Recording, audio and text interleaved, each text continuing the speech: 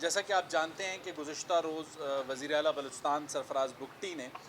عمر ایوب کو بطور ایک ذمہ دار آئینی عہدے پر کام کرنے والے شخص کے طور پر دورہ بلوچستان کی دعوت دی تھی،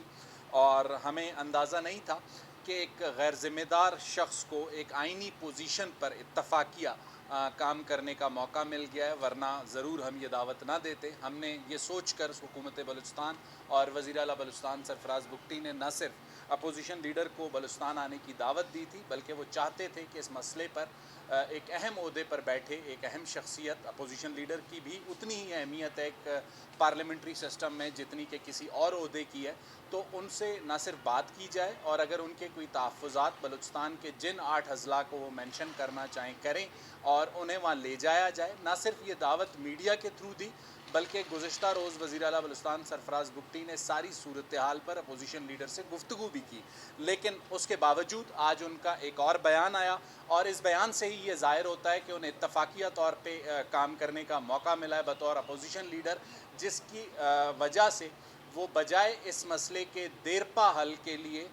کوئی کردار ادا کرتے بطور اپوزیشن لیڈر، وزیر اعلیٰ کے ساتھ بیٹھتے، وزیر اعلیٰ کی بات کو سنتے، صوبے کی صورتحال کو جانتے، اور اس کے بعد اپنا کوئی ایک موقف بناتے۔ انہوں نے آج ایک بار پھر ایک نیا شوشہ چھوڑا ہے۔ وزیر اعلیٰ بلوچستان سرفراز بگٹی اس بات پر واضح ہیں کہ بلوچستان کی جو لا اینڈ آرڈر کی سچویشن ہے وہ ٹھیک نہیں ہے، اسے ٹھیک کرنے کے لیے جو کام کرنے کی ضرورت ہے، صوبائی حکومت، وفاقی حکومت، سارے اس پر کام کر رہے ہیں، اور جس چیلنج کا صوبے کو دہشت گردی کا سامنا ہے گزشتہ 2 دہائیوں سے، اسے کنٹرول کرنا ہفتوں یا دنوں میں ممکن نہیں ہے۔ لیکن اس کے باوجود عمر ایوب صاحب نے آج ایک نیا چیلنج کیا ہے۔ عمر ایوب صاحب اگر اپوزیشن لیڈر کے ایک آئینی عہدے پر موجود ہیں اور اس عہدے سے عہدہ برآں ہونا چاہتے ہیں، تو وزیر اعلیٰ بلوچستان سرفراز بگٹی کی دعوت اب بھی ان کے لیے موجود ہے، وہ کوئٹہ تشریف لائیں۔ رہ گئی بات جلسوں کی چیلنج کا، جب جلسوں کی ضرورت ہوگی تو وزیر اعلیٰ بلوچستان جلسے بھی کریں گے، ماضی میں بھی کرتے رہیں اور اب بھی کریں گے۔ آنے والے دنوں میں بلوچستان میں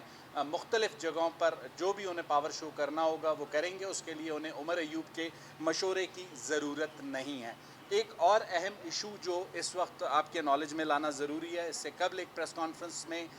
ہم نے بتایا تھا کہ قومی شاہراہوں کی بندش کے حوالے سے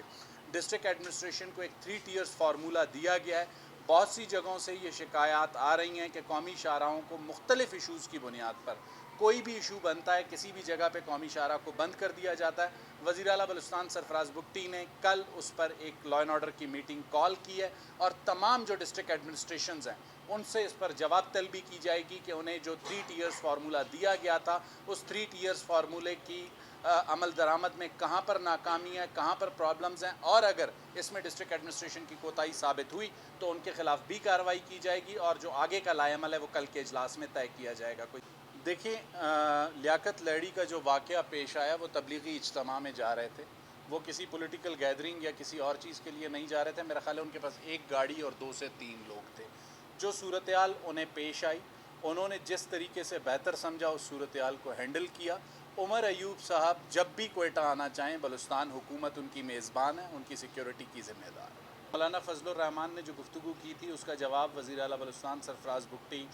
غالباً اگر میں غلط نہیں ہوں طلعت حسین صاحب کے پروگرام میں دے چکے تھے، اور رہ گئی خالد مکسی صاحب کے اسٹیٹمنٹ کی بات۔ خالد مکسی صاحب کے اسٹیٹمنٹ کو اگر آپ پڑھیں اور مولانا فضل الرحمان اور عمر ایوب کے بیان کو دیکھیں تو تینوں میں بہت فرق ہے۔ میں نے کہیں بھی یہ نہیں کہا کہ امن و امان کا کوئی مسئلہ نہیں۔ ضرور کچھ شاہراہوں پر سچویشن ہمیں سامنے آ رہی ہے جہاں پر دہشت گرد شاہراہوں پر آتے ہیں، کچھ گھنٹوں کے لیے، کچھ منٹوں کے لیے ان کا وہاں پر کنٹرول ہوتا ہے، اور جیسی کوئی ایسی اطلاع آتی ہے اس کے بعد سیکیورٹی فورسز وہاں سے موو کرتی ہیں، اور جس حد تک اس صورتحال کو قابو کر سکتی ہیں کرتی ہیں۔ ایک اور پوائنٹ جو دہشت گردی کے حوالے سے اس وقت صورتحال ہے، بلوچستان کی حکومت کوئی پوائنٹ سکورنگ نہیں کرنا چاہتی، کوئی جو ہے نان ایشو کو ایشو نہیں بنانا چاہتی۔ اگر امن و امان کی صورتحال کی بات ہے تو عمر ایوب صاحب کی جماعت کی جس صوبے میں حکومت ہے گزشتہ 10 سالوں سے، وہاں پر ان کا لا اینڈ آرڈر پر کتنا کنٹرول ہے، رات میں وہاں پر کیا صورتحال ہے۔ District administration Dera Ismail Khan Balochistan government کو واضح طور پہ لکھ چکی ہے کہ رات کے وقت میں مسافر بسوں کو ٹریول کرنے کی اجازت نہ دی جائے۔ تو عمر ایوب صاحب کوئٹہ یا بلوچستان کے لیے ہلکان ہونے سے بہتر ہے ذرا پشاور اور ڈیرہ اسماعیل خان کی صورتحال کا بھی جائزہ لیں، تو انہیں اندازہ ہوگا کہ یہ جو دہشت گردی کے خلاف صورتحال ہے وہ صرف بلوچستان میں نہیں ہے، خیبر پختونخوا میں بھی ہے، اور سب نے مل کر اس کا سامنا کرنا۔ خیال ہے میں نے یہی بات کہی کہ ڈسٹرکٹ ایڈمنسٹریشن کو ایک 3 ٹیئر فارمولہ دیا گیا تھا، اور کل کی میٹنگ اسی چیز پر بلائی گئی ہے کہ اس 3 ٹیئر فارمولے پہ کیا عمل درآمد میں مشکلات ہیں یا ناکامی ہے، وجوہات کیا ہیں جس کی وجہ سے مسافروں کو مشکلات کا سامنا کرنا پڑ رہا ہے۔ یہی بات میں نے پریس کانفرنس میں